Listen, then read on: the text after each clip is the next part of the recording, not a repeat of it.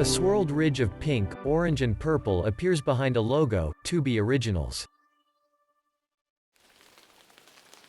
Logo, XYZ Films.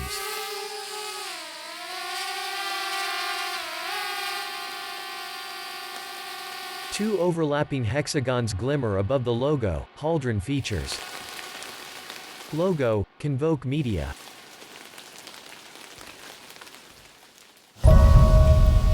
A drone flies over evergreen treetops in the morning.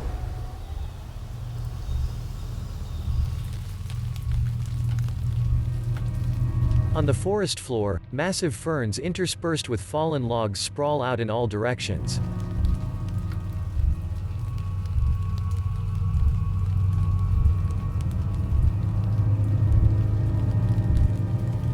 A pale woman's face appears, obscured by the ferns. She lies on her back with her head resting against a rock.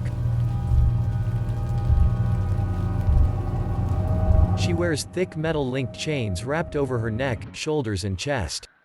They tie a camera to her chest, facing her head.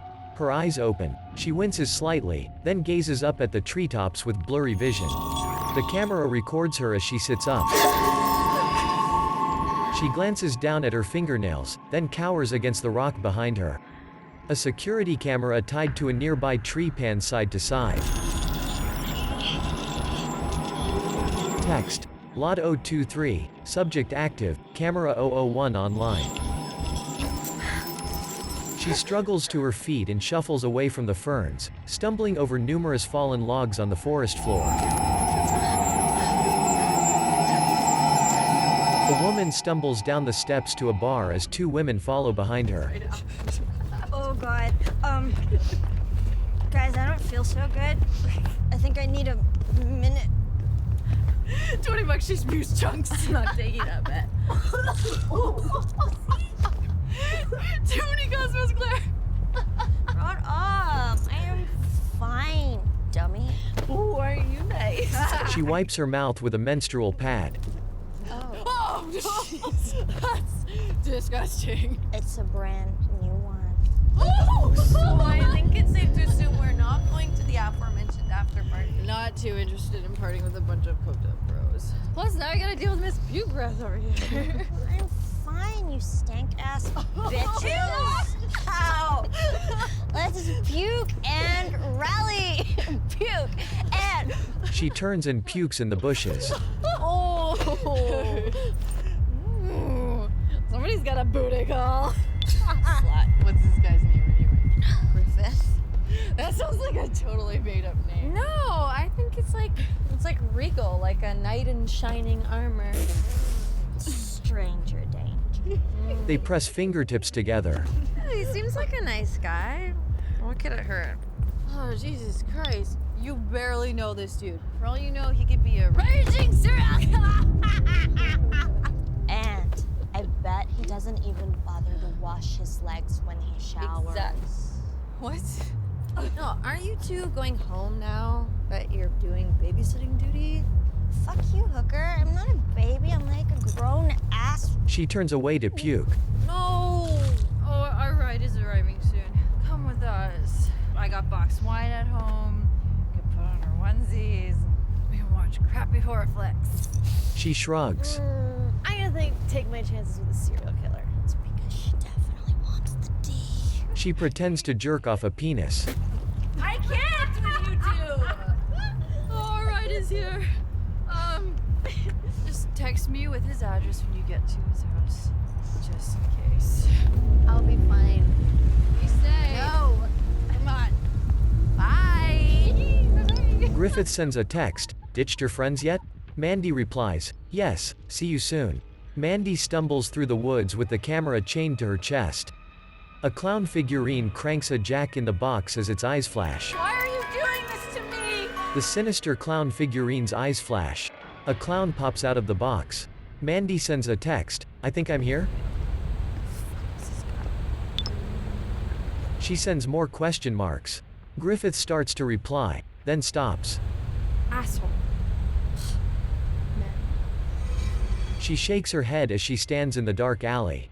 She glances over her shoulder at the sound in the alley. Someone there? Hello? You mess with me, you're gonna get a face full of bear mace, motherfucker! She backs up in the alley, then checks her phone. Griffith texts her a clown face emoji. While distracted, someone puts a bag over her head. She wakes up in the woods. Text. Lot 023, subject active, camera online, connecting. Mandy stands up in the woods, then grips her temple as she looks around.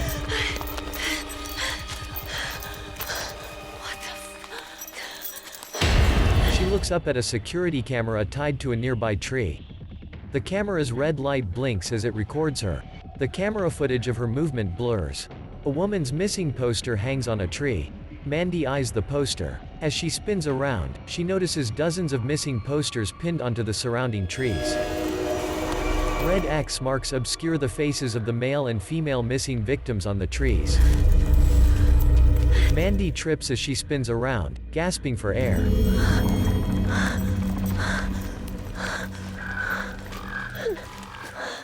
Mandy finds a missing persons poster with her face on it. She picks it up and examines it. A red X covers the page. Oh my god! She lowers the page, revealing a clown face. A woman standing behind her stabs a tranquilizing dart into Mandy's chest. She falls back and her vision blurs as the two people dressed as clowns loom over her. Her head falls back and she closes her eyes. She wakes up with her head strapped to a chair. She glances over at a table covered in bloody knives and surgical equipment beside a chainsaw. A digital timer counts down from 10 seconds until the next show. A sign below her reads, "Murder Show." A live stream appears with a chat room to its right. 25 viewers in the chat room send clown emojis.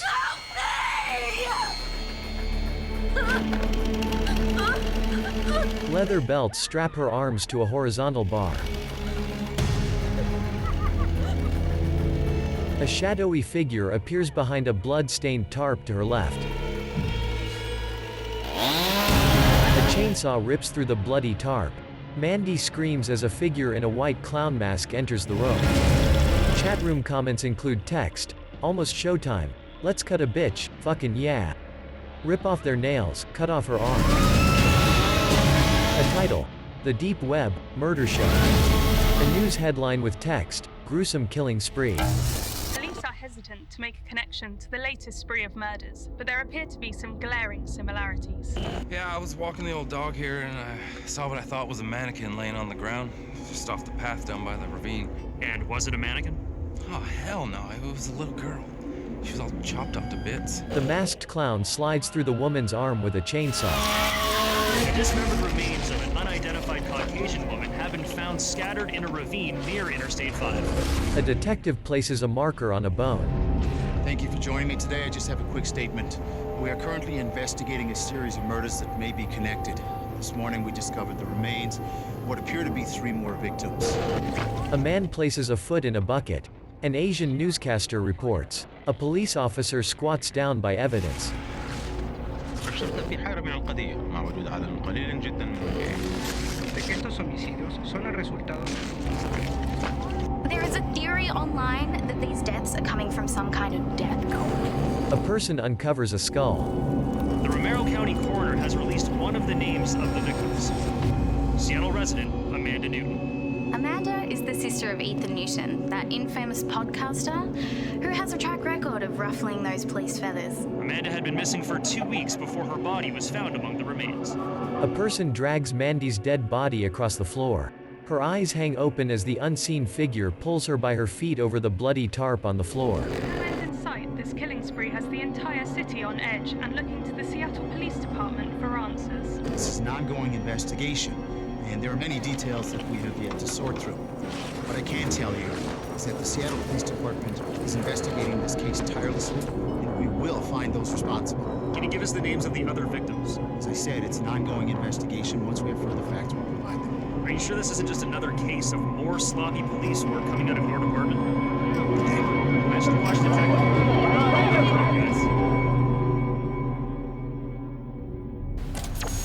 A bright ellipse flashes. Text. Twisted Thinking Entertainment presents a Hadron Features production in association with Polaris Films and Convoke Media. Starring Aiden Howard. A hand types on a keyboard in a darkened room. Text, Kimmy Alexander, Brendan Fletcher, Josh Blackman. A clown's red-lipped smile reveals grisly, blood-stained teeth inside.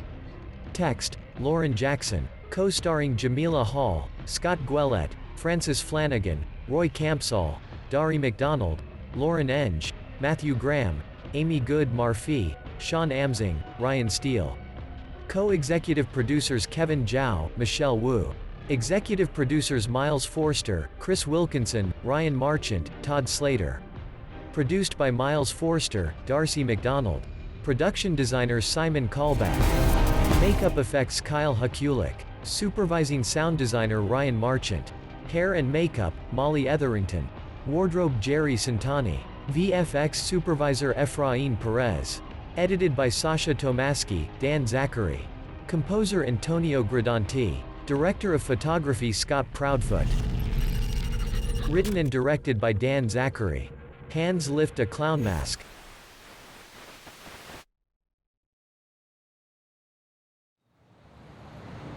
Men record a podcast. So the only question I'm left with is, did the jury make the wrong decision? Or did the police yet again mishandle a murder investigation and let a killer go free? I know the answer to that. Big Boy Blue 69. You're on If It Bleeds. You think you're so smart, don't you? Not necessarily. I got C's. What did you get? I'm gonna get a hard-on watching you die, scumbag. Ooh, I think he likes you. Did you ever think about all the lives you're ruining with all your lies and bullshit about the police department? Yeah, the people, by the way, who protect assholes like you. I'm gonna take a shot in the dark here. Are you wearing a Blue Lives Matter shirt right now with matching hat? You ain't funny, dipshits. This podcast sucks. Just like your blog. And one day, you're gonna get what's coming. This guy subscribes to your blog. I don't even subscribe to your blog. Big Boy Blue 69, that's not nice. Or should I say, Trevor Lancaster. What? We got your IP address when you logged into the stream. That's not my name, douchebag. Oh, but it is. Officer Trevor Lancaster of the NYPD. You live on Fairmont Lane in Brooklyn. Listen, Trevor, buddy, I don't hate cops. Well, I just want to make sure they're doing their jobs, not sitting on the couch at home getting angry at some podcast. Is the 6'9" in your name pertain to what year you were born, or? Trevor hangs up the call. Anonymous caller, you're on the air. Both hosts furrow their brows. Looks like he's got one of those mechanical toothbrushes. Text, Shadow. Let's cut the call. Full moon. All the weirdos are out. Alrighty then. That's it for this episode. If you liked what you hear, make sure to like, comment, and subscribe. Join us next week when we blow the lid off a sinister cold case file in New Orleans with a hard death in the Big Easy. He ends the podcast, then takes off headphones. Whew, pretty good. We are getting better. Those angry cop calls are getting pretty frequent. Yeah, somebody's got to watch the watchdogs. Yeah. What are you doing tonight? I've got plans. Plans? What, sitting in your tiny apartment in your tidy whities playing video games? That's very funny. No. You should come out with us. Being the third wheel for you and your girlfriend does not exactly sound appealing. I thought you liked Amber. I love Amber. I just don't like you. Ha ha. Well, have fun with your 13-year-old kids dropping M-bombs. Sorry. The gamer answers a phone call. Hey, Mom. Know what's happening? I have to go to Seattle. My sister. An airplane zooms through a cloudy sky. Mourners carry black umbrellas overhead as they walk through a cemetery. A woman leans her head on a woman's shoulder as they approach a silver SUV. One woman knocks on the window. Hey, Kate. Oh my god. So good to see you. They embrace each other. I didn't know you were in town. I was in town a couple of days helping my mom with the funeral arrangements. Hey, Claire. Hey. Claire wraps her arms around him as he cries. She releases him and he rubs his nose. We didn't see you at the funeral. No, I was there. My mom wanted me to go up and say something for Mandy, but I just couldn't get myself up there. It was really hard for me too. She was my closest family member. I should go. I'm supposed to set up Mandy's memory table at the reception. Are you guys coming? I wanted to, but I have to work. My boss is being a major bitch, and she's making me work late on this big project. Oh, okay. Still working for that clothing designer? Yeah, she's such a ball buster. She's got this big show coming up, and she makes us hustle and work like it has to be done yesterday. Are you still doing that, true crime podcast? Yeah, I am. That's awesome. Okay, so let's get together before you go back to the East Coast. We could do coffee and catch up. Yeah, that sounds good. They nod at each other. Bye, Claire. Bye, Ethan. It was really nice seeing you again. Nice to see you too. Ethan turns and gets back in his silver SUV.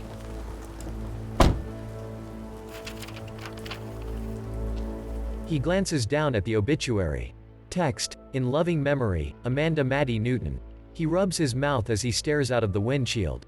Ethan records audio with his phone. Tess, this is Ethan. I am standing outside my sister's apartment building. It has been exactly 1 week since her body was found dumped in a ravine. We buried her today. He turns to face her multi-story brick apartment building. A scraggly tree obscures the apartment windows. Ethan enters her apartment and looks around. The oven door hangs open. He speaks into his phone as he circles around the kitchen.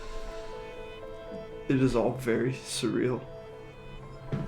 Mandy's apartment is an absolute mess. The telltale signs of a police investigation are everywhere. Her things have been strewn around the apartment. There is black fingerprint ink on the doorways and handles. Ethan approaches the small dining nook. He sits on one of the 2 chairs beside the nook with 3 windows. He picks up a photo of himself and his sister embracing with big smiles.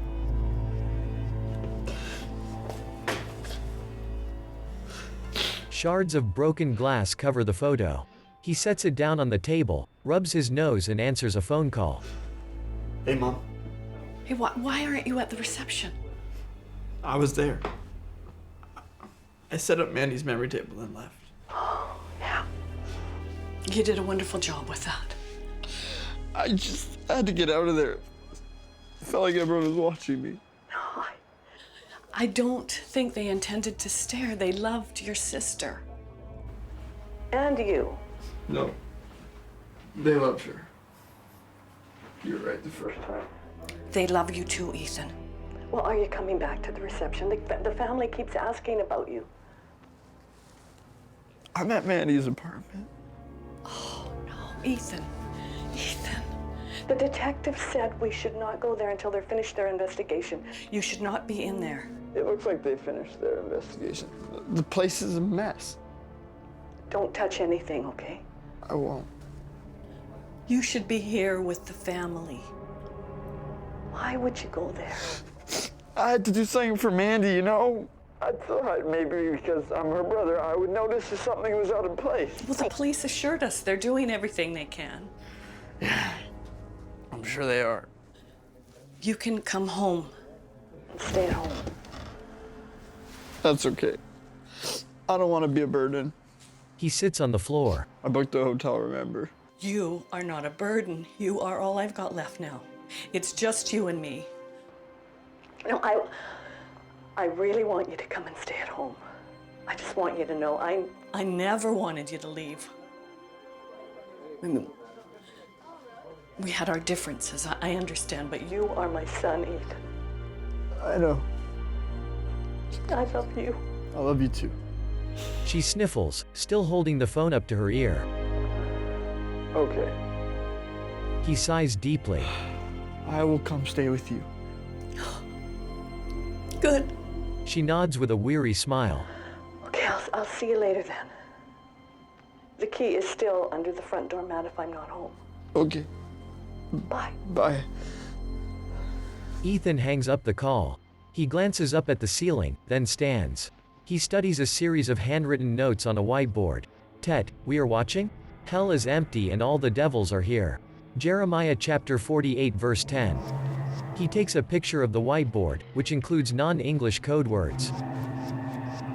He stares at it for a moment longer, then turns and sits on the bed.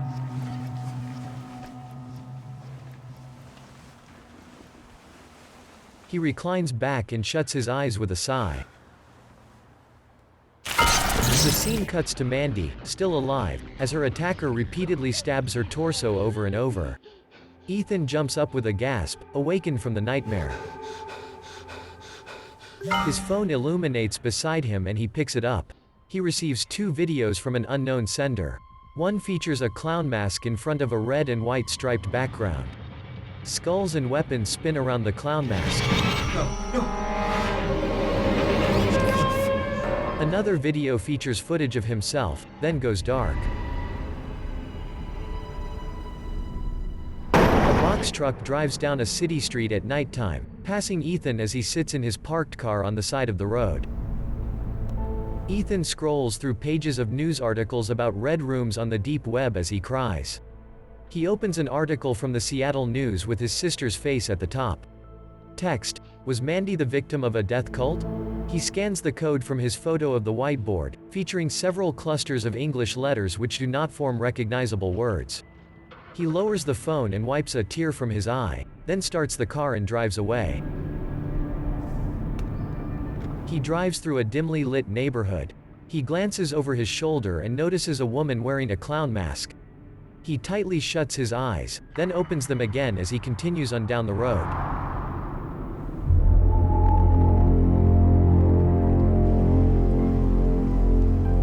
He parks outside of a house with a wide covered porch. A glowing jack-o'-lantern rests atop a human-like body in a black cloak. Ethan steps out of the car and shuts the door behind him. Raindrops cling to the outside of the vehicle. He opens the back hatch and grabs a satchel from inside, then shuts the door and approaches the house. A man stands on the curb to his right. Hey, dude. Out here because my husband hates the vape. Oh, really? Yeah, he thinks he's gonna give me popcorn lung. He's freaking crazy. He takes a puff. Okay. Good night. Bye, hon. He blows a kiss to Ethan and smiles. Ethan steps in the house decorated with several jack-o'-lanterns, spider webs in the bushes and oversized striped spiders above them. He enters the kitchen, where a single jack-o'-lantern glows beside a note with text, "Ethan, we'll be back later. I made dinner for you, it is in the fridge. Love, Mom." He pulls out a glass dish of food in the fridge and puts it in the microwave for 1 minute and 30 seconds. While the food cooks, he glances at a wall of photos of himself and his late sister. A framed Cold Case Brooklyn by Ethan Newton poster hangs on the wall. A table below holds a folded US flag beside a photo of a man in a military uniform. Ethan pushes the flag away from the edge of the table. He returns to the kitchen to grab his food. He opens a drawer for a fork, then glances outside. The woman with the clown mask and stained white dress stands in the backyard. He runs through the side gate and enters the alleyway. He glances left and right with the clown woman no longer in sight. He returns to the house. His mom stands right behind him with groceries. Crap out of me, Mom. I'm sorry, honey. I thought you heard me come in the front door. No, I was out back. Here, let me grab this. He takes the paper bags from her. Is everything okay? It's fine. Never mind. It's nothing. She nods with eyes wide. Okay. I don't know if I remember where anything goes. It's been a long time since I unloaded groceries in this house. It's been a long time. So you had to work late? Sort of. I had to get Mandy's affairs in order. I had to get copies of her death certificate and get her credit cards, her bank accounts, and utility bills shut down. I could have helped you with all that. No, it's okay. I can take care of it. She grimaces, fighting back tears. I still can't believe I'm doing it for Mandy. Ethan approaches his mom. It isn't fair, Ethan. She had so much life to live, so much potential. A mother should not have to bury her daughter. I know, Mom. I know. She nods, then shakes her head. How can someone do that to her? I don't know. But I'm gonna find some answers, I promise. Ethan steps away. He drops his luggage on the bed, then sits down and plugs in his phone. He sets it down on the nightstand, then starts to unzip his bag.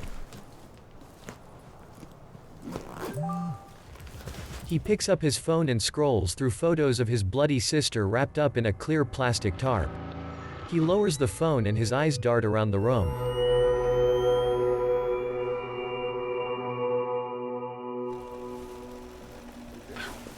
Sorry, did I poke? Yes. A woman eyes a model's dress. Please tell me this is not the new dress. Yes, for the summer line. Oh my god, Kate. This is fucking horrendous. We can't have our fucking models walking down the runway in this disgusting last season shit. God, this dress looks like it's from prom in 1984. I think that you like that this looks like shit. Yeah, this is part of your game here or something. You want to ruin my life and my fucking reputation. No, of course not. Then why the fuck would you spend 2 fucking days working on this disgusting, drab disaster of a garment? She looks like she ate a purple popsicle, shit it out, and then she put it together on a dress. Do you understand what I'm saying?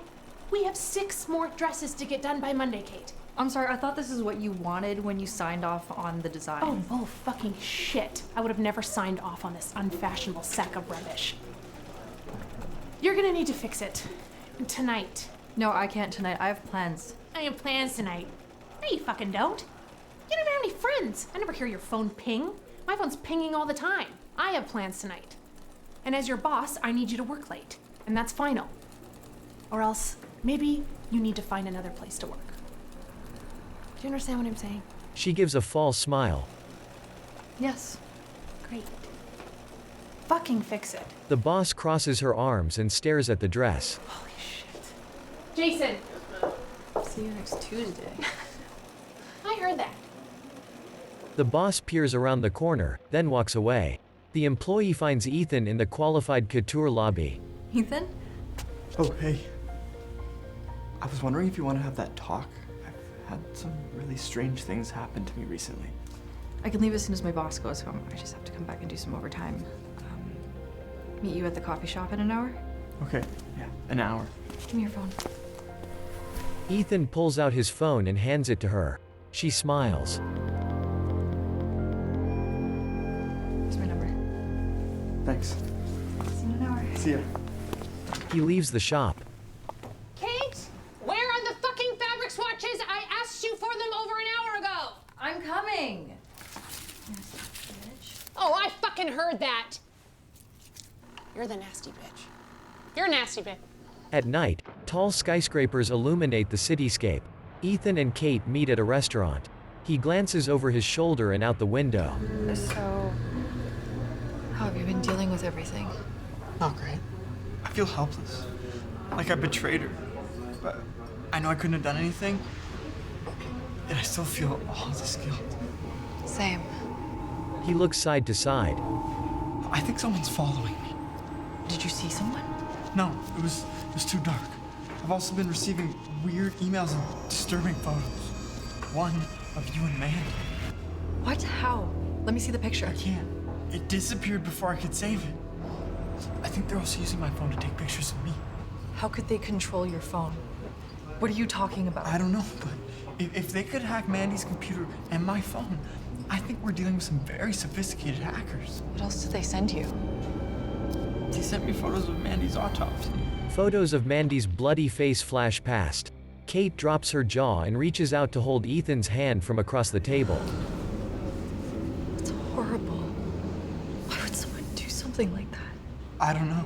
How could they get a hold of those photos? That's why I need to know everything you know. Kate furrows her brows. Is there something you didn't tell the police? Kate nods softly. There was one thing. Someone watches outside. You know how Mandy and I used to try and scare each other all the time? Yes, yeah, with the Ouija boards and the all-night slasher movie marathons. Well, we were stuck for months together in quarantine, and we started looking at this thing called the dark web. It's a place where you can be absolutely anonymous. Really shady shit happens on there, like websites that sell drugs. I heard you could even hire a hitman. Anything shitty you can think of is on there. And Mandy showed me the site that had live executions on it. They're called Red Rooms. Why Red Room? Because it sounds like murder backwards, like the kid from The Shining, Red Room. Yeah, I get it. The site was called Murder Show. Every 14 days, they would host another. People would pay in crypto to see the killing live. They'd pay just to watch. No, it was interactive. It would make their bid and really bad stuff would happen. And this is real. Yeah. Why wouldn't you tell the police that? You gotta understand, we assumed it was all fake. Like rubber knives and special effects. And then one of the viewers offered to pay our bid. So Mandy jokingly said, cut her nails. And instead, the killer cut her throat. That's why you didn't tell the cops? Yeah, we murdered that girl. She glares at Ethan. You can't blame yourself. They killed that girl, not you. It was soon after that Mandy went missing. We need to look at that website. The address always changes. You need someone to send you a link. Well, how'd you end up with one? I don't know. Mandy did it on her laptop. I have a friend who could help with Shadow Monkey. Ethan writes a note. Shadow Monkey? He's a hacker. His real name's Lester, but online people started calling him Molester, so he had to change it. Wait, I just remembered something. There was a video. What video? It was called Murder Show. Ethan opens his web searcher and types in the search bar, then scrolls through information about the murder show.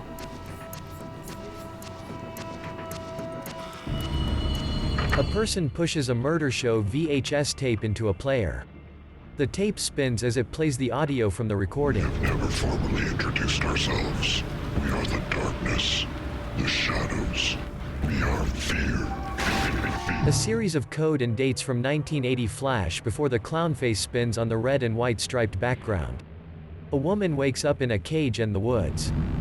She grips the chicken wire around her and shakes it. Humanity lives in a somewhat world in what they believe to be reality. She peers in through a dirty window. A person swings a hatchet at the fence behind her. A clown holds a hatchet. Tree limbs sprawl up toward the sun above a woman wearing a mask. Another clown holds the hatchet, now covered with dried blood. All of our messages contain codes. Solve them, find our red room, and we will find you. Murder Show. I think I saw something. Let me go back. He rewinds to a code. Yes, right there. You see that? Those letters? Yes. It's a Playfair cipher. I saw it written in Mandy's apartment. I didn't clue into what it was before. What is it? A manual symmetric encryption cipher. It's like a puzzle that hides a message. Our father taught us the technique. Mandy always understood it better than I did. Her and Dad left each other notes in different codes. Okay, so what does this code say? I can find a decoder online.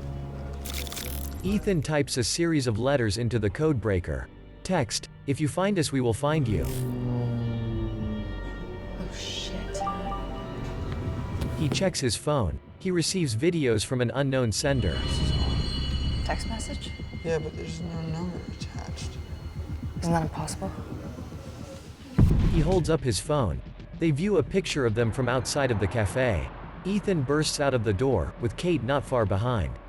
They glance side to side, finding no one. Ethan walks over to a strip of grass by the curb and finds his sister's missing person photo. Kate opens her mouth as she scans the area. A camera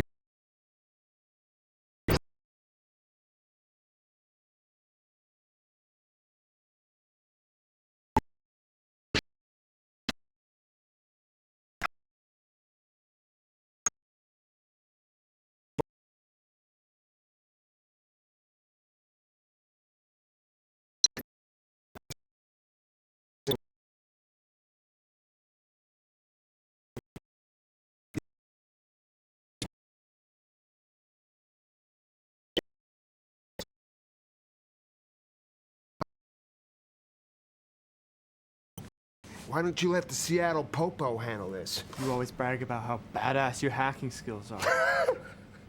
My hacking skills are legendary badass, buddy.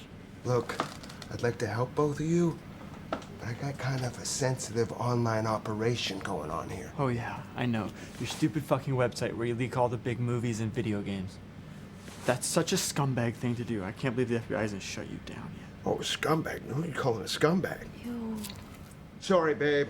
It's the maid's day off. The FBI have tried. They are tenacious little fucks. I had to move all of my servers overseas, but I'm doing service for the people here, man. The movie companies, they make enough money. It doesn't hurt their bottom line, so they can suck my limp dick. Whatever, dude. It's just dumb. I just want to find this website before they kill another girl.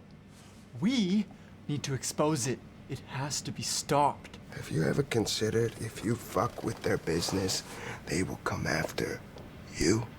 I guarantee you they're already after me. And you come here? Fucking great! Come here, Jesus! Fuck! They killed my sister, man! They have to be stopped! Will you quit being such a selfish fucking piece of shit for 30 seconds and help us? Whoa. It's harsh words, man. Okay. Okay. I will help you. Just chillax a second, okay? He sits down. Just calm your titties. There's a lot of new information here, dude. There's a lot of things I have to process. Really? You're gonna get high? No, man. I'm already high as fuck. I'm offering some to your lady friend here. Well, thanks. Are you sure? It's good stuff. Indica. Makes you melt. Into couch. Fuck, dude. Indica? Come on! Ethan grabs his hacker friend's arm to drag the bong away from Kate's face. He lights it up and takes another hit, then blows it in Ethan's face.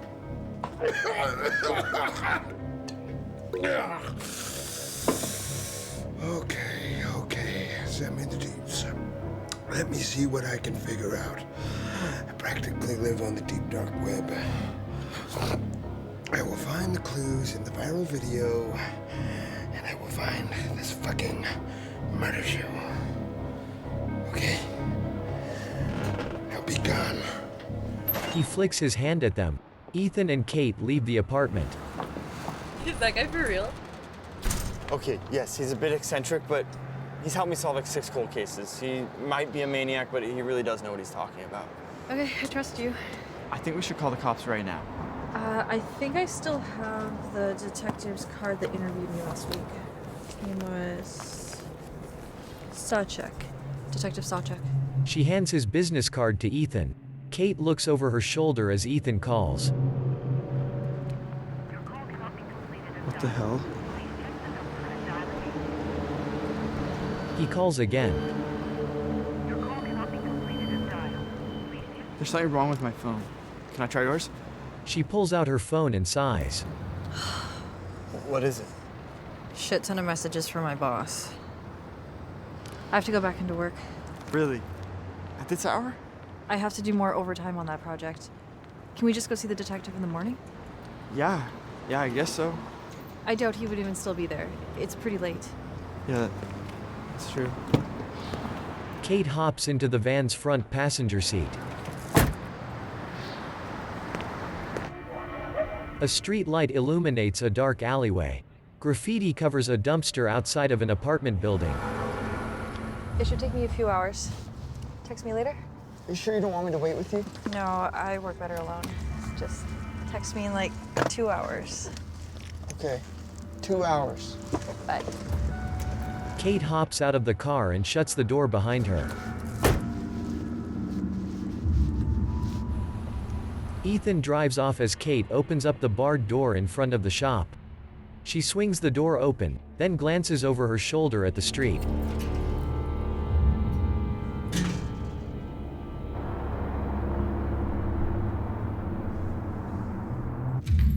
She opens the front glass door to the shop, which sets off an alarm. She glances around the room, then shuts off the alarm on the wall.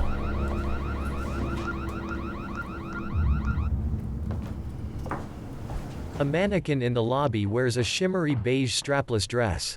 Kate walks around the corner and heads into a dress room on her left. The lights flicker, then go out. She glances over her shoulder and tries the light switch to no avail. God, are you kidding me? Stupid fucking breaker. She uses her phone flashlight to walk through the dress room.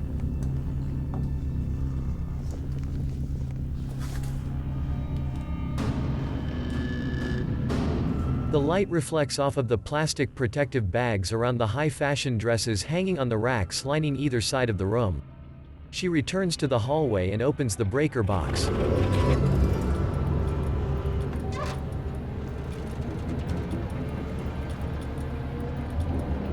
She eyes the inside of the box, then flicks a switch. She smiles, then enters a room with a mannequin. She pulls a dress over the mannequin's head, then turns to the hallway with eyes wide.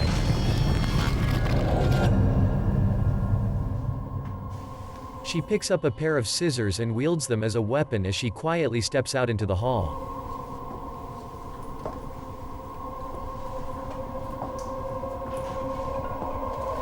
She rounds the corner and passes through the kitchen into the lobby with the scissors pointed out like a knife. Hello? Is someone there? Kate tries the front door, which is locked. She turns to her left and a faceless mannequin in a purple dress makes her jump. Oh my god, you creepy bitch. Kate sits down at a sewing machine and begins to work.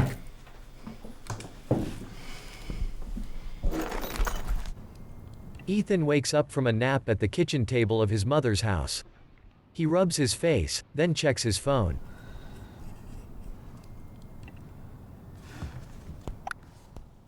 Kate jumps as she receives a call from Ethan.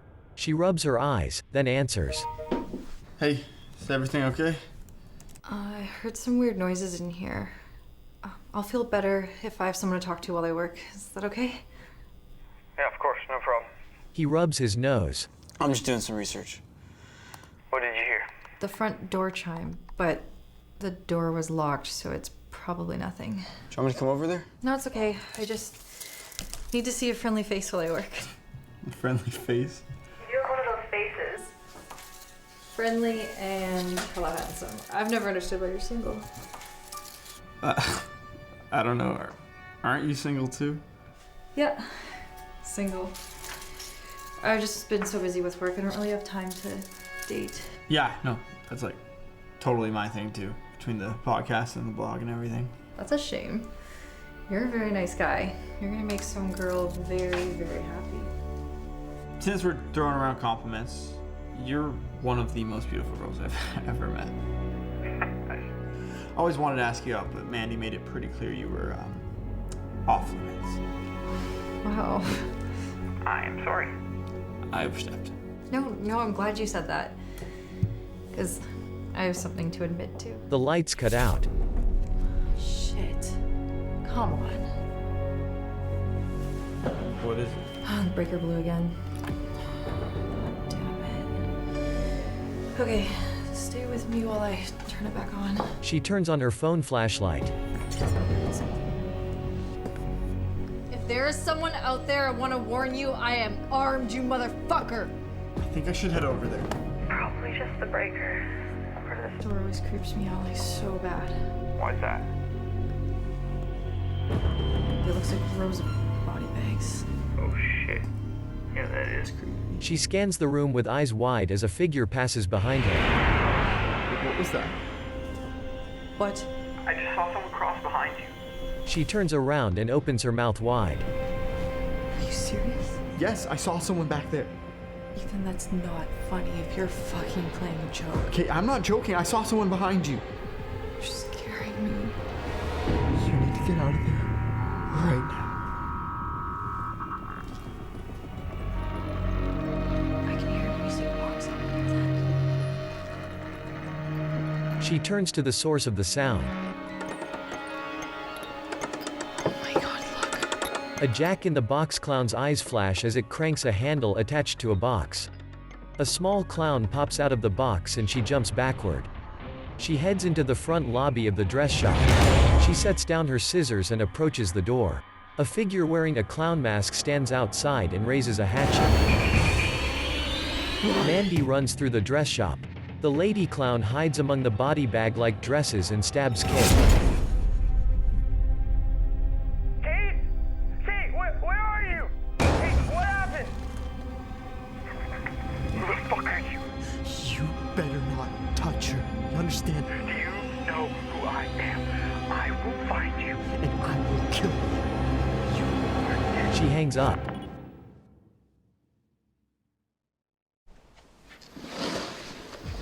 Someone drags Kate by her feet through a narrow corridor with concrete brick walls. She rides in the back of a truck. A light flickers in a hallway lined with dirty mattresses and torture devices. Kate wakes up in a small cage. A bright light bulb shines onto her face in the otherwise dark room.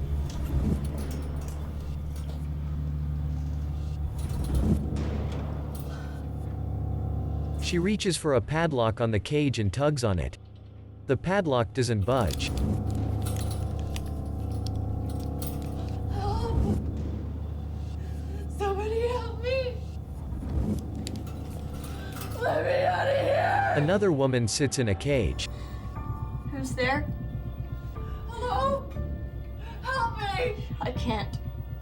They kidnapped me and they locked me in this room!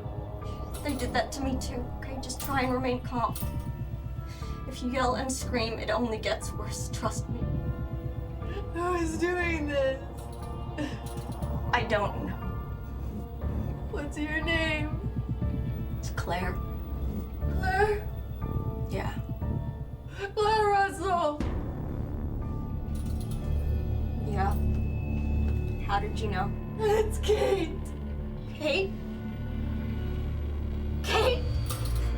Oh my god! Kate, no! Oh my god.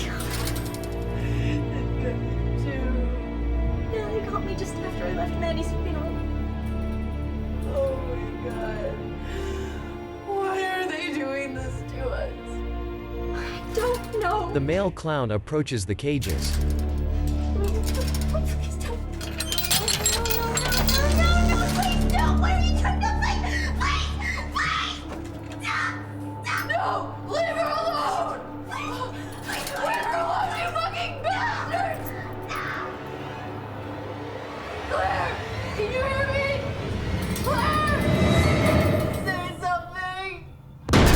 The clown grips the cage in front of Kate. No! Don't you fucking touch me with that! He flicks a syringe.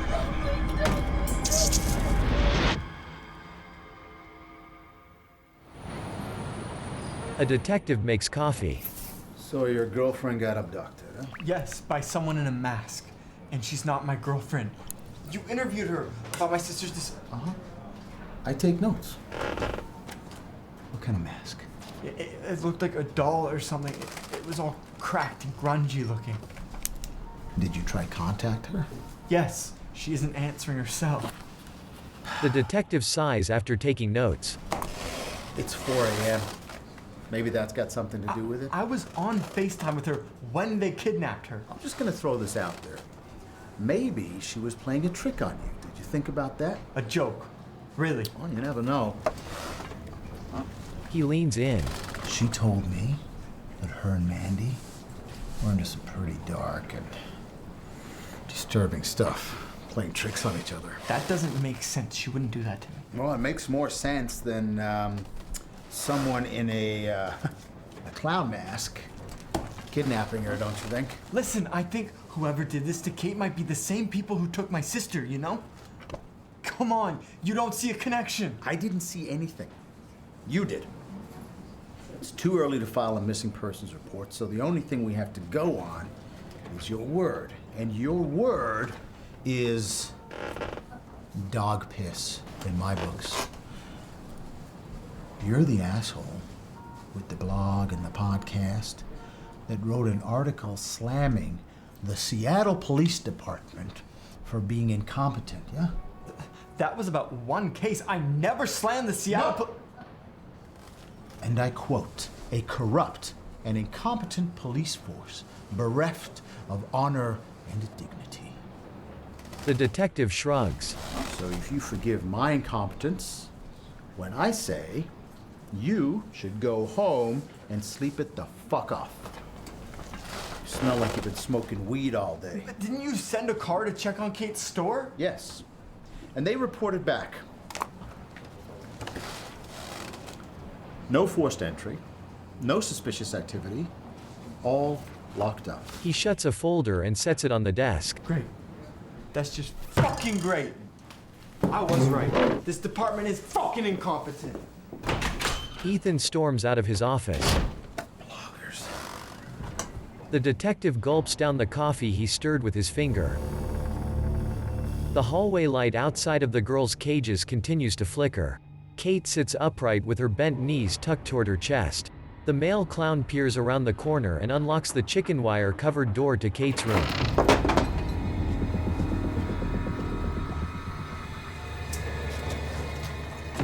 He returns with a glowing retro TV on a dolly cart. He bows. The black and white static transitions to text. Please stand by, atop a pentagram. A sign above a man's head reads Dollmaker. Oh my god! He breathes with his head hung low as he sits in the room with purple and blue stage lights. Dolls hang, suspended from the ceiling. A tall, extremely slender clown stands up behind him and grips his shoulder. He runs his long, spindly fingers across the man's body and head. The clown holds a knife up to his throat.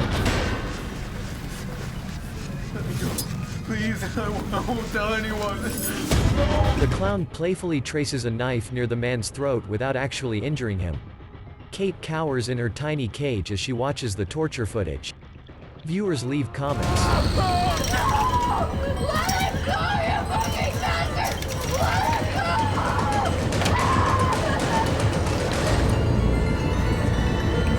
Text, we love the Dollmaker. 20 Doge cuz he a bitch. Fucking yeah, do the arm next. Cry baby. Rip his tongue. The clown dances a baby doll in front of the man's face. He swings his knees in and out. His neck and wrists remain tied to the chair. The clown pulls off the doll's hand.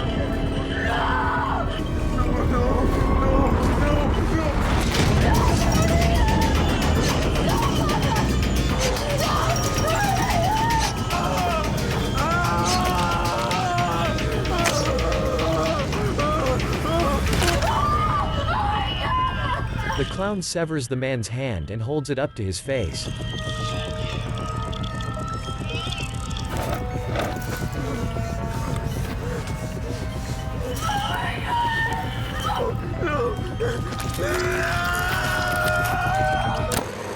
The tape shuts off and turns to static, then transitions to a small, empty cage. Claire suddenly appears inside of the cage. The male clown appears outside of the cage.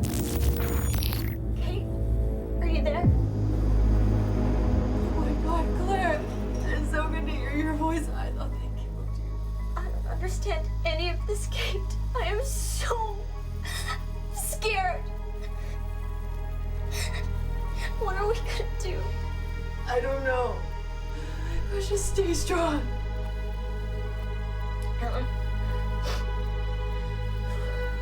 You're my best friend, Kate. I just want you to know. Claire hugs her knees and weeps. If you make it out of here, can you please let my mom know that I love her? No, don't say that. You're gonna make it out of here. She grimaces and sniffles. I'm gonna die in here. Drop your cocks and grab your socks. I think I found it. Wow. How'd you do it? What are you doing with your phone, man? I thought it was compromised. You shouldn't even have it in your I pocket. just need a picture to show the cops. Turn it off! Okay. I have connections, bro. I asked around. Someone sent me a link. Wait, what? Who? I don't know who, man. I just checked my email and there it was. It was a Tor link. Shit. What? That's how they found Kate and Mandy. They supplied the link. Who? The bad guys? Yes. That means they know who you are. Dude, that's impossible. I used several VPNs, proxies. I even forged a fake IP address. They do not know who I am. What? I'm untraceable, man. I cover my tracks. Ethan glances up at the webcam's red light glowing. Your webcam. Is it on? The red light. Yeah, that means it's on. Why the fuck is it on? They know what we look like! Calm down! Fuck! Calm down! Fuck! Where are you going now? Getting protection! Okay, let those scary motherfuckers come. What about me? Do you have another gun? No, but I got this. He pulls out a Swiss Army knife. This will protect you. It's got a can opener. He hands the knife to Ethan, then sits down at the desk. Wow. Thanks. God, these are sick fucks. That's why we need to find the IP address. That's not so easy on the dark web, man. The whole system's based on anonymity. It's gonna take some time. Okay, do it. Look at that counter. We only have a couple days until the next kill. A camera records Claire in a cage. Holy shit, they have Claire. Click on Kate's. Shadow shuts his eyes and sighs. We need to find that IP address now! I'm fucking on it, man. I'm fucking on it. At night, light traffic passes through city streets between tall skyscrapers. The detective meets with Ethan once again. Okay, so what is it this time? I thought we were too incompetent. I'm sorry about the article. I was a very angry person back then. I wrote a lot of stuff I didn't mean. So you got all the clickbait out of your system now. I don't write articles like that anymore. We found the murder show. Yeah, I'm having a hard time believing you about that website. We need evidence. You have a link or something? It's a dark web link. You need a special browser to access it. But I took some pictures on my phone. Okay. Yeah, they're right here. The picture flashes, then disappears into a sequence of code with text, "We found you." The detective narrows his eyes as Ethan eyes his phone. You alright? The picture changes to detailed photos of his sister's face during her autopsy. I seem to have wasted your time. What? Forget about it. I won't bother you with this again. Hell. Good night. Hey, wait a minute! Ethan runs downstairs past two men as the detective follows after him. Fuck is he so fast? A series of code populates on a black screen. Shadow wears a cowboy hat and a plaid button-down shirt. He dances around his living room to hype himself up. He grabs his phone from off of the table beside the bong. Yo! They know everything. Who is this? It's Ethan. What phone number are you calling from? It's a burner. They know everything. Where are you, man? I'm on my way to you. You need to get out of there. They're watching everything. The phones, the computers, every goddamn thing. What the fuck are you talking about? I went to show Detective Sawchuk the screenshots we had. All that shit was gone from my phone. They replaced it all with photos of their victims. Holy fucking shit. I think they might try and frame us for the murder. What? How could they do that, man? I found the fucking IP address, bro. You did? Oh my god. Write it down and get out of there. Hello? Hello? Shadow tosses his phone and puts on a beanie. Booyah, bitches! Text, 318 Carpenter Drive, Seattle, Washington. He writes down the address and folds it up, then stuffs it in his pocket. The address disappears from his computer monitors. The IP address returns, then disappears as the clown faces spin on the screens. Oh, fuck. Fuck.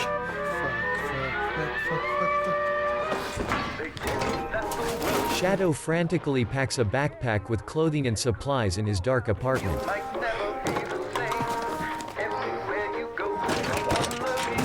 glances up at a security camera outside of his apartment.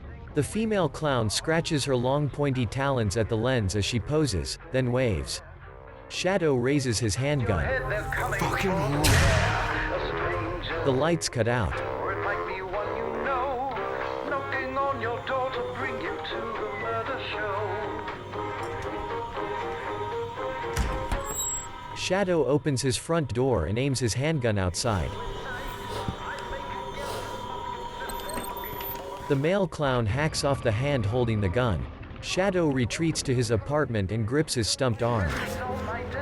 You fucking psycho! You got off my hand! Oh, fuck! Look, you guys are gonna pay for this. We know where you're broadcasting from. We have your fucking asses. Fuck you too. I won't. No, listen to me! Listen to me!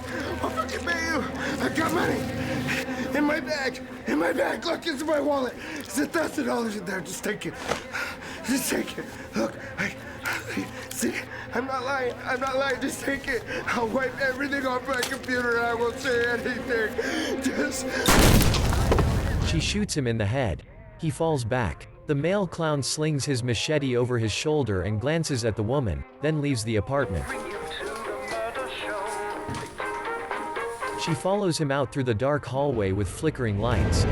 Ethan speeds down the street and takes a sharp left, then comes to a quick stop and runs into Shadow's house. He pauses in the open doorway and grimaces. Dark blood covers Shadow's sweatpants below his severed hand.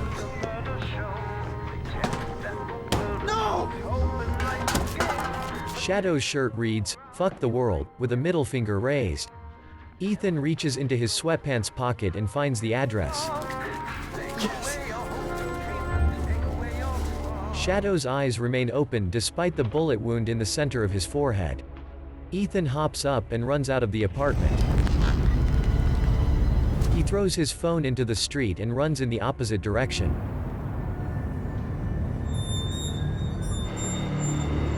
Ethan hides in a large segment of industrial pipe. He crouches down behind a coroner's van with the back doors open. A security camera films the area where Ethan crouches.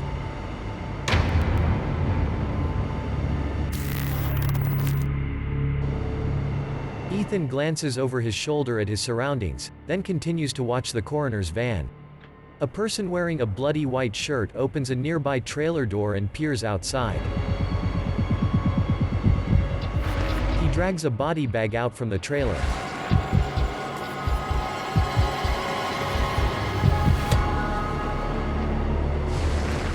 He tugs it toward the back of the coroner's van and tries to lift it inside.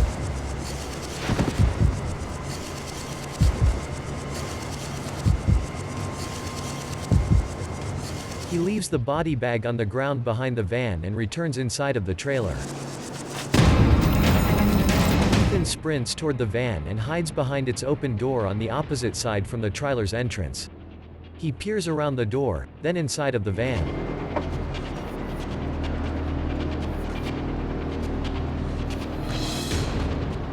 He steps over the black tarp body bag below him.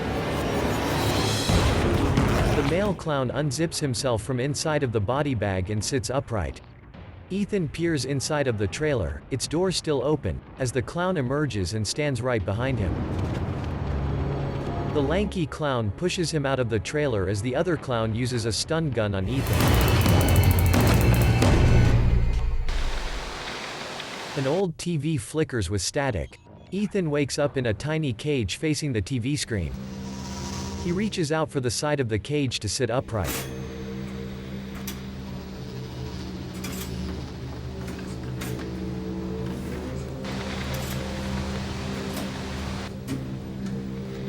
He faces the static on the TV screen, then slumps back, still weak. Text appears on screen, "Please stand by," atop a pentagram. A man with a chainsaw skips sideways through bloody plastic tarps covered with balloons. He approaches Claire, then twirls the chainsaw around her as she screams.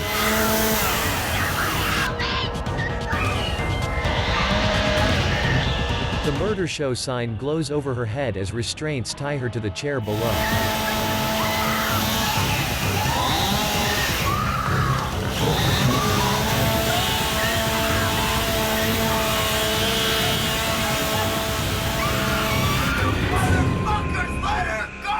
Kate overhears from the next room. Ethan, is that you? Kate, where are you? I'm in the cell next to yours. I'm gonna get us out of here. I promise. It's so nice to hear your voice. I never thought I was gonna hear it again. But no one gets out of here alive. No one. No fucking way. We're getting out of here. Okay? He reaches into his pocket and pulls out his Swiss Army knife. It's got a fucking can opener. We're gonna be okay, Kate. It's okay, Ethan. It's the only way out of here. Dad. He successfully picks the lock and opens his cage. I'm not afraid of him anymore. He leaves his room and approaches her cage. Her eyes widen as she gazes up at him. Oh my god, Ethan, how did you get out? This. He opens her door. I'm so happy to see you. I'm happy to see you. We gotta get you out of here. He opens the door to her cage and she crawls out. She wraps her arms around him as he helps her to stand. We're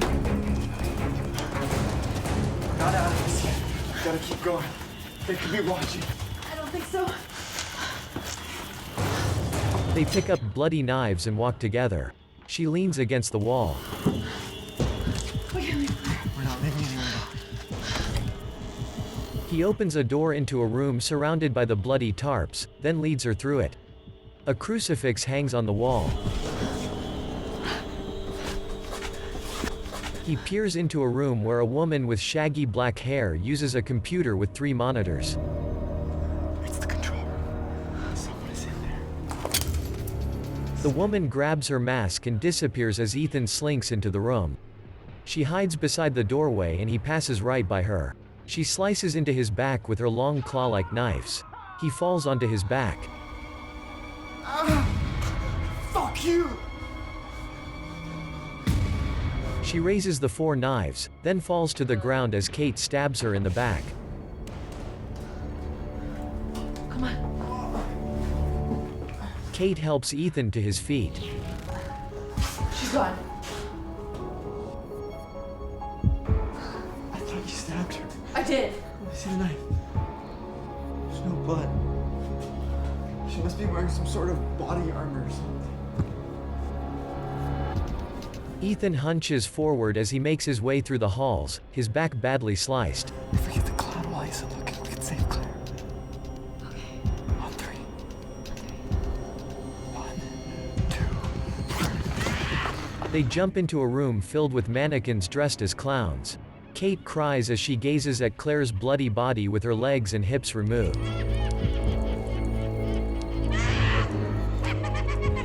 What is it? They killed her. Oh my god, they killed her. It's a trap. Ethan! The lanky clown grabs Ethan by the neck and shoves him into the hallway, then locks the door. The clown with the chainsaw stalks Kate, who still wields a knife.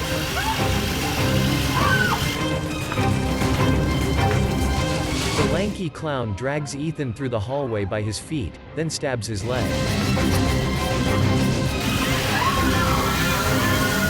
The chainsaw clown draws closer to Kate as the lights violently flicker in the murder room. He raises the chainsaw overhead. The lanky clown continues to stab Ethan's feet and legs. He crawls into an air vent. The clown crawls in after him. Ethan kicks him in the face and he passes out onto his side on the floor.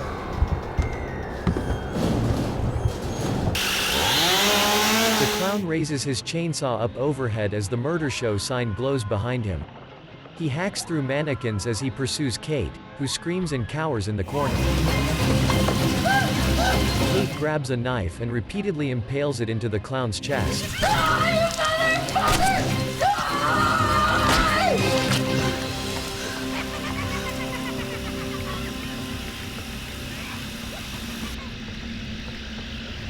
The camera streams Kate's destruction of the clown. She leans in closer to the camera screen. How'd that murder show? You sick fuck! She destroys the camera and it shuts off. She starts up the chainsaw and cuts open the door the lanky clown locked.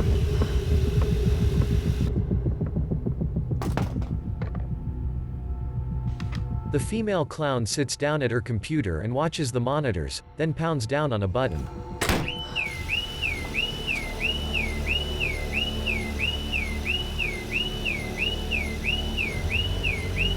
Kate kicks open a door to a room with meat hooks dangling down from the walls.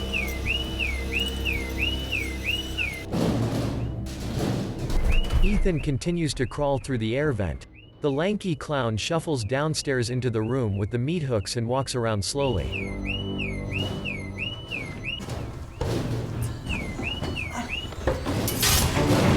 The lanky clown stabs a knife up into the air duct above him. Ethan dodges the stabs.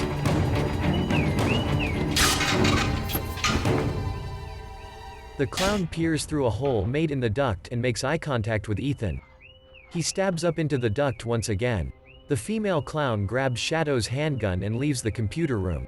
Kate pinches her nose shut as she walks through the room with bodies tied up in tarp, suspended from meat hooks. Claire comes to life and reaches for Kate. The female clown shoots Claire, killing her for good. Kate dodges the gunfire.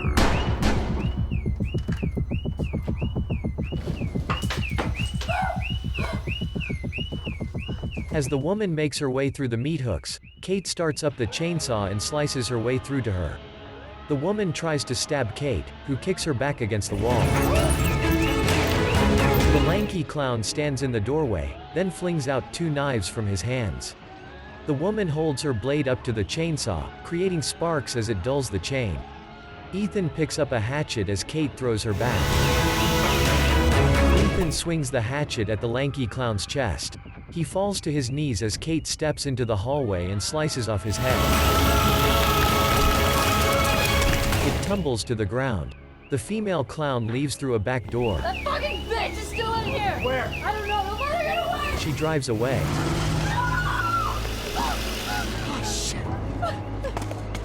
She drives the coroner van below an overpass as Kate sobs.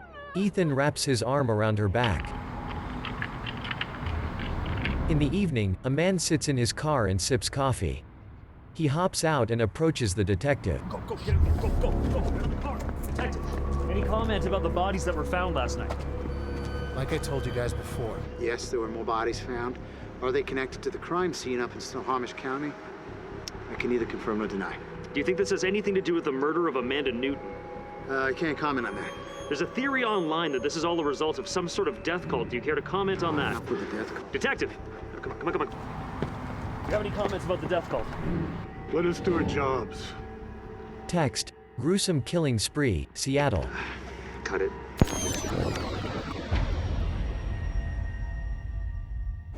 One year later. Thank you. No problem. Oh my God, this is such an honor. Nice to meet you. Your hand must get tired from all this signing. It's worth it. I love meeting you all. And we love you too. Who should I make it out to? Can you make it out to Miles? To Miles. My biggest fan. Miles stands on tiptoe and grins as Ethan signs his book, The Murder Show. Thank you. No problem. Bye. A man slams a clown mask down on the table. You sign this for me? He slides the mask across the table. Ethan eyes him for a moment. Yeah. No problem. Thanks. I'm a huge fan. Several people in line for the book signing wear identical clown masks. Ethan signs it and hands it back to the man. Hey. A copy of The Murder Show, a memoir by Ethan Newton, sits on a desk. I'm taking out the trash. Oh, thank you. I was gonna do it. You're so sweet. I beat you to it. I love when you do adult stuff. I know you do. Kate and Ethan make out. Taking out the trash. So fucking hot. Hold that thought till I get back, though. I will. She smiles as he glances back at her. He pulls a handgun from a closet and makes his way outside of a log cabin.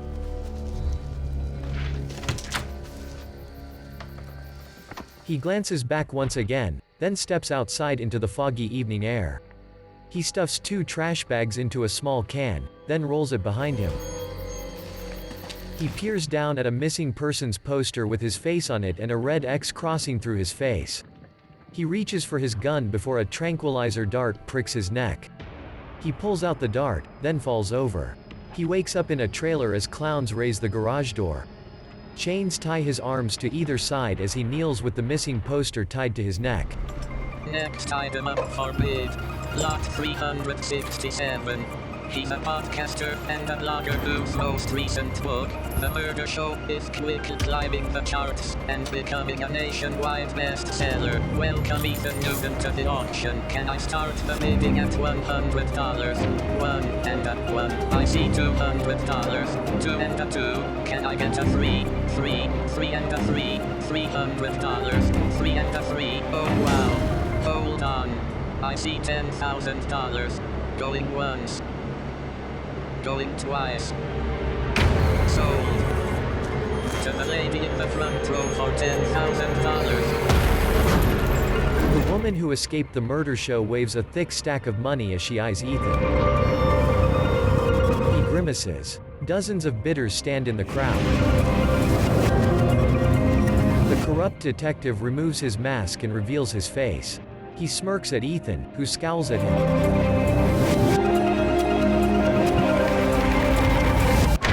The garage door shuts. Credits, in loving memory of Dan Zachary. A clown figurine's hand cranks a jack in the box.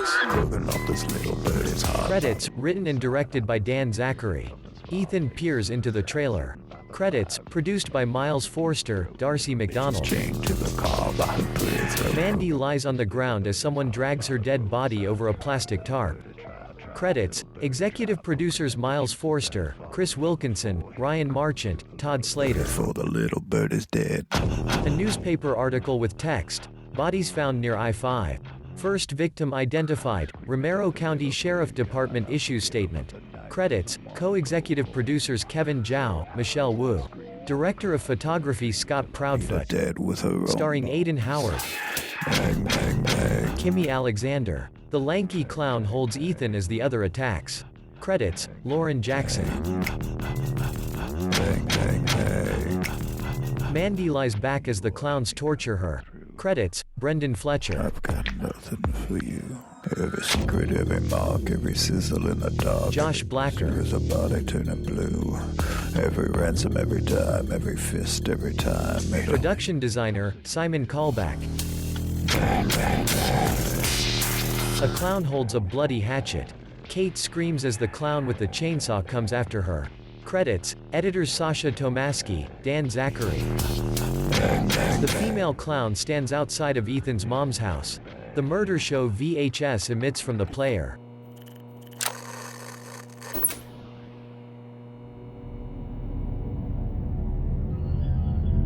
Credits, written and directed by Dan Zachary. Produced by Miles Forster, Darcy McDonald. Co-executive producers Kevin Zhao, Michelle Wu. Executive producers Miles Forster, Chris Wilkinson, Ryan Marchant, Todd Slater.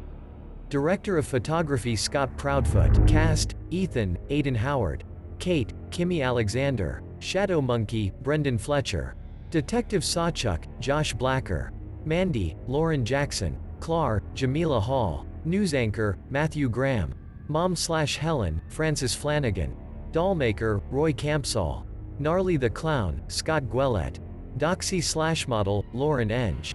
Doxy/YouTuber, Darcy McDonald. Courtney, Amy Goodmurphy. Neighbor, Ryan Steele. Marcel, Sean Amzing. Sheriff Bleecker, Dan Zachary. Witness, Billy Wickman. Elias, Abdallah Amour. Victoria, Claudia Absi. Bookfan, Adam Fox. Chinese reporter, Jude C. Wong. Mexican reporter, Toys Rodriguez Inegas. XYZ Films producer Nick Spicer. Partners Nate Bolatin, Aram Terzakian. Head of International Acquisitions Todd Brown. Manager Sales Scott Friege. Manager, Marketing and Distribution Mike Sherman. Director of Finance and Operations Maxime Cotre. Polaris Films. Hadron Features, copyright 2022 Deep Web Show Inc.